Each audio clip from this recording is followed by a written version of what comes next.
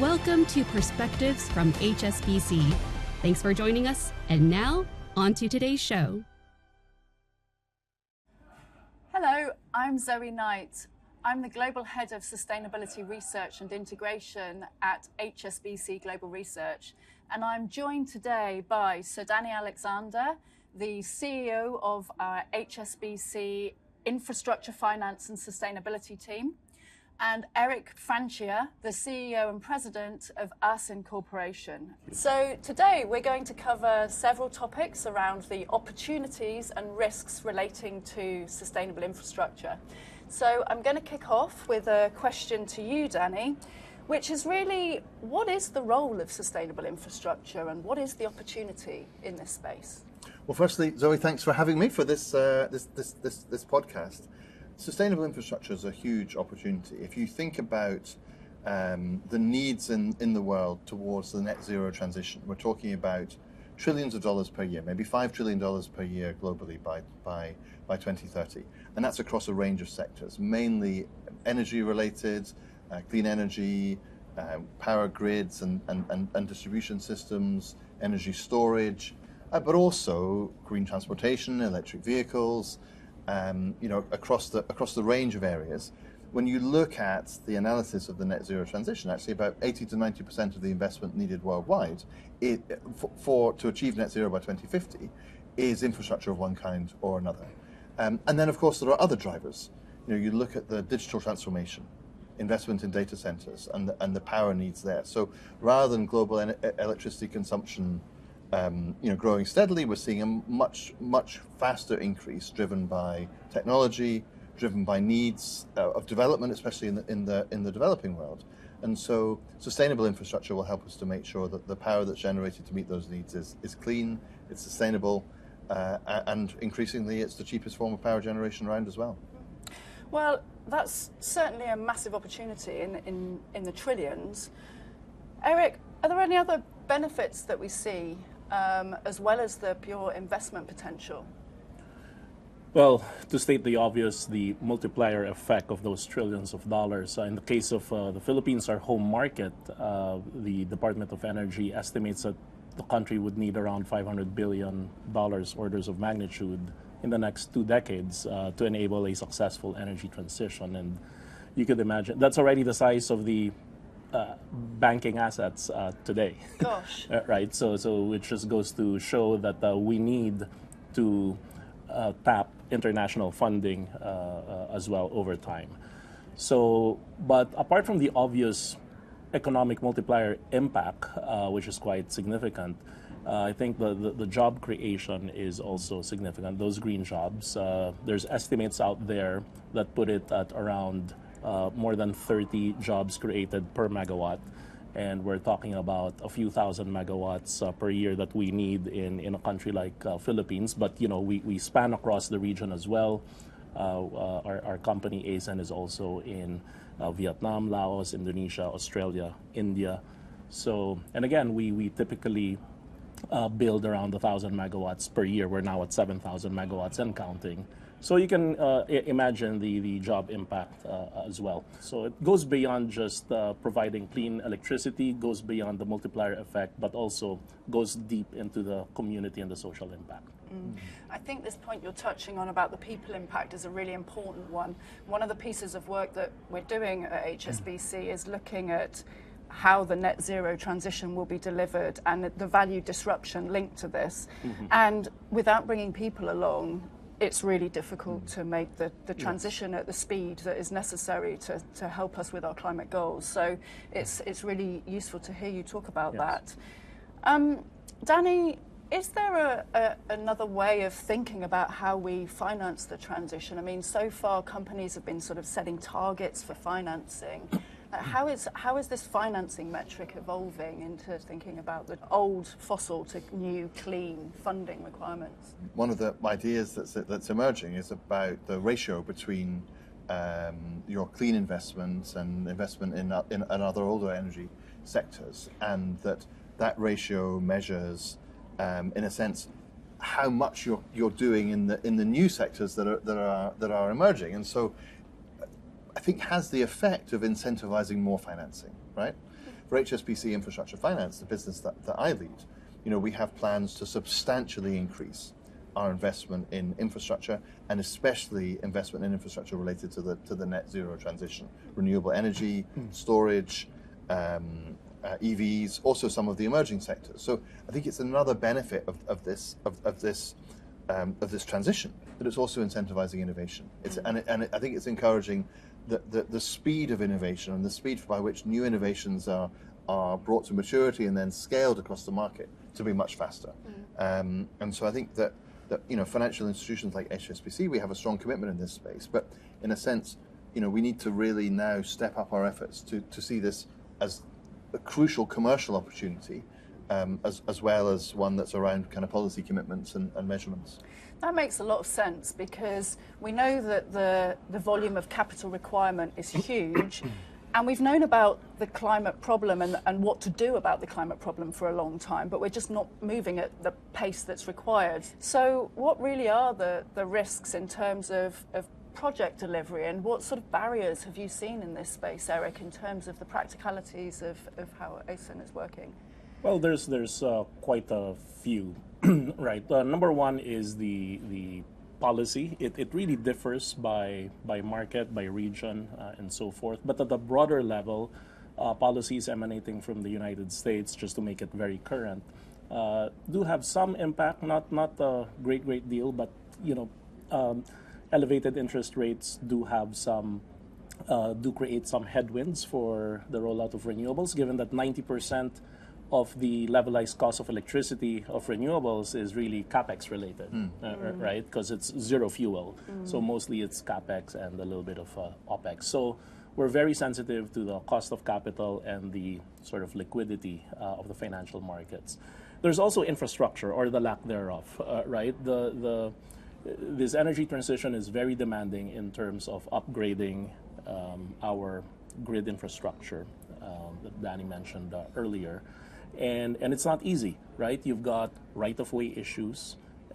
You've got the NIMBY mentality, the not in my backyard. So it's not as easy to build new lines, new transmission lines, or upgrade them, because you'll really need to earn your social acceptance and public support. When Danny was discussing the capital requirements and the ratios, one thing that came to mind is actually, if on a like-for-like basis, we're focused now on renewables as a company, and we're building something that would be equivalent to a mid-merit gas plant, like 12 hours a day as opposed to 24 hours a day. So this is a combination of solar and battery storage. The investment for, let's say, a 400 megawatt renewable and storage plant is about $1.5 billion. The equivalent of a 400 megawatt gas plant is less than half. But it's not because gas is cheaper. The capex is cheaper, but then you need to buy the fuel. Yeah, the lifetime costs now for the renewable option are often cheaper, right? Yeah, versus gas. But it's the big investment up front that needs to be taken care of. That's correct. Yeah. That's correct. And the again, it's like crystal balling, because the perennial debate is renewables already as competitive versus fossil fuel. I think we tend to oversimplify that. When the sun is shining, it is cheaper. But it's an unfair comparison. If it's not shining, you have to make it more reliable, dispatchable, and so forth. Once you put in the transmission infrastructure and the storage and so forth, you could argue it depends. It depends on where the gas price and coal price is. But the thing is, at least you're assured of energy security because you're harnessing indigenous resource. People harnessing indigenous resource is invaluable, and I think that's one of the strongest propositions of renewable energy as well. I think one of the points that you made earlier around uncertainty and making sure that there's an enforcement mechanism to make sure that the mechanism is implemented is really important, because we've had experience in the past where investors have been burnt because of a pullback of subsidization of renewables in Europe, and that does create uncertainty. Investors do have long memories, and it's really important to keep up that sort of that guidance and that direction, that the certainty and the policy that is going to play out the way that investors expect. Absolutely. So it's a tough one. Danny, From your previous roles, is there anything that you can tell us about the barriers to project finance in emerging markets, for example, in terms of areas that are holding us back? So before coming to HSBC, I was with the Asian Infrastructure Investment Bank, which is a multilateral development bank. So public money goes in there. And one of the things we saw there, and I think it links very much to what Eric was saying about policy regimes, that you can even look around ASEAN, you can see very different policy regimes in different countries, and as a result, the market is much more or less developed. And one of the things I developed at AIB before I moved on was a new instrument for them called climate policy-based financing, where the notion would be to finance the government in exchange for the policy reforms that would be necessary to create the stability of firstly the quality of regulation, and secondly the stability of regulation that is necessary to help the private sector. Because for the public resources that those institutions have, of course you can do blended finance on a project by project basis. That can be very valuable sometimes. But actually, if you can help to reform the system, then that can make a big difference. Before going there, I was a minister in the British government. I was part of designing the regulatory regime for offshore wind in the UK, which was a balance between giving clear incentives to investment whilst also trying to regulate the impact on consumers' bills. And actually, it was extremely successful. After I left office, we saw a huge increase in offshore wind investment in the UK. HSBC has then supported a lot of those projects over the years. And it's a good example where if you get the regulatory framework right, and of course the stability that Eric talks about, then that can make a big difference to private investors. I mean, I also think that we do see a lot of political noise around some of these issues. And I think that in a sense, we have to look through the noise to both the scale of the opportunity globally, but also I think to move this from being something which is really a political talking point to being considered primarily as a commercial opportunity. What can we do to go faster? What are the solutions looking like to unblock these niggles that we have in terms of driving this forward? Danny, if I may continue with you for a second, what's HSBC doing to catalyse this transition? What have we got in place that helps us move this forward? Well, to start with, we're scaling up our infrastructure finance business with this in mind. So we'll be providing more finance to more infrastructure deals around the world. And I think that HSBC is very well set up for this agenda, because if you look at the markets where we're strongest here in Asia, in the Middle East, where we have an amazing presence dating back 160 years in some cases, then that's where the investment is needed most. It's where you see the growth in electricity demand. It's where you see the need for energy transition and the opportunities for clean energy to be strongest. And then a lot of it is happening across the corridors, Asia, Middle East corridors, within Asia, where again HSBC is kind of uniquely well positioned. But in addition to that, we're also building platforms to help mobilize investment. So I think blended finance is going to be very important in some markets. We've worked with our partners in Temasek to create a platform called Pentagreen. That's now mobilizing finance from a number of development finance institutions, where the focus is really on what we call marginally bankable projects. In other words, projects that maybe just have a few things that need to be fixed to get them to the point where they can be financeable. And so this blended finance platform should bring a lot more projects across ASEAN and South Asia, a lot more projects forward that can then be bankable in the private sector. Well, there's a lot of work going on there. Eric, what about any innovative mechanisms that you've come across ASEAN in the work that you're doing? Yes, absolutely, including innovations in financing. We at ASEAN have supported the pioneering work on early coal retirement, which could be a controversial topic. I often get asked, why retire a coal plant when the country is growing strongly in terms of electricity demand, right? especially in this part of the world. Now, the thing is, we are well behind our climate targets, and it's easy to make an excuse that in Asia, which by the way accounts for around 80% of the coal plants globally, between China, India, and Southeast Asia. That's where the bulk of it is. And coal plants account for about 20% of global emissions, right? So we need to do something about it, and it's not in our DNA to just say it's not our problem, and therefore we'll continue business as usual. Now, it does require some support, and there is some intent and underwriting that's already been announced with the Just Energy Transition Programs, JETP.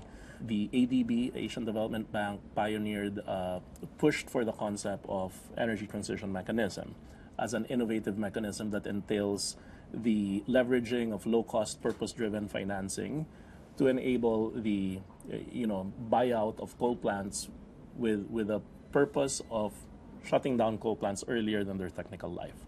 We love the concept because as ASEN shifted from a fossil fuel-focused company in our first 5-6 years of existence, that was 2011 to 2016, we made the pivot in 2017 to start divesting our coal plants and basically go all in on renewables and go beyond the Philippines as well. So inspired by ADB's ETM, we said, look, we think this can be done, even onshore, because it's a modest-sized coal plant that we're shutting down through this mechanism. It's 246 megawatts in the Philippines. We were supported by both banks and insurance companies, both on the debt and equity side, and we made it happen. So we closed the world's first market-based energy transition mechanism in November 2022. It didn't entail any subsidy. It's really a smart financing mechanism where we divested the coal plant, but we as the sponsor, ASEN, committed to enable the shutdown of the coal plant after 25 years of operations, which is in 2040. Right? Coal plants typically last for 40, 50 years. But we got financing for that, and we were able to recycle the capital into renewables. Now we're being more bold because the ADB encouraged us to accelerate further from 2040 to 2030. Why? Because if we are to meet our 1.5 degrees target, half of the world's coal plants need to be shut down between 2022 and 2030. A daunting task, mission impossible. But challenge accepted. So we said, but we need another mechanism. The ETM will not work to further accelerate that by 10 years, shutting down a coal plant at year 15. And this is where the notion of carbon credits or transition credits, which is a high integrity form of carbon credits, and this is being pushed or led by no less than the Monetary Authority of Singapore and the Rockefeller Foundation. Banded together and selected our project to be the world's first pilot project for transition credits. It's exciting new space. It will be done under Article 6, which is also relatively new. But I believe that there is a huge opportunity in terms of the international cooperation using Article 6 framework to ensure high integrity, high quality projects, because integrity is now a key question on carbon markets, yes. Right? But with credible institutions like MAS, I think and under Article 6, I think it's exciting. We're learning a lot, so we're hoping that we could have a proof of concept that this can work, this early coal retirement, and that it can be replicated and scaled up as well. That's particularly interesting. And so for those of our listeners that are maybe not as close as we are to the Paris Agreement, yes. Article 6 is the mechanism about carbon credits and how countries can use them yes. in terms of trading for their to meet their climate goals. Thank you for elaborating. That was well synthesized. Yeah. I think it's really impressive, the leadership that you've shown in that area. And I mean, precisely to your point, we have to create scalable mechinisms that enable that to happen, as you said, in a high integrity way. One-off transactions help to prove the concept, yes. But to get to the scale that's needed, transition credits is an important idea. The contribution that ADB is making is with their development finance is also very relevant here. And I think it's, when I look at this agenda, you always feel this combination. You go to COP meetings, you come away feeling both a little bit pessimistic because you see that the progress the world is making is not fast enough to meet the goals that have been set in the Paris Agreement. But I also come away feeling very optimistic because of the amount of innovation that's going on, the new companies, the new ideas that are being developed, the scale at which and the pace at which financing is being ramped up, deployment of transition technologies, renewables and so forth is being ramped up. But I do think that what's important here is to see this issue increasingly through the lens of the commercial opportunity, and that we take steps to put the right policy frameworks in place in markets where those aren't as optimal as it could be.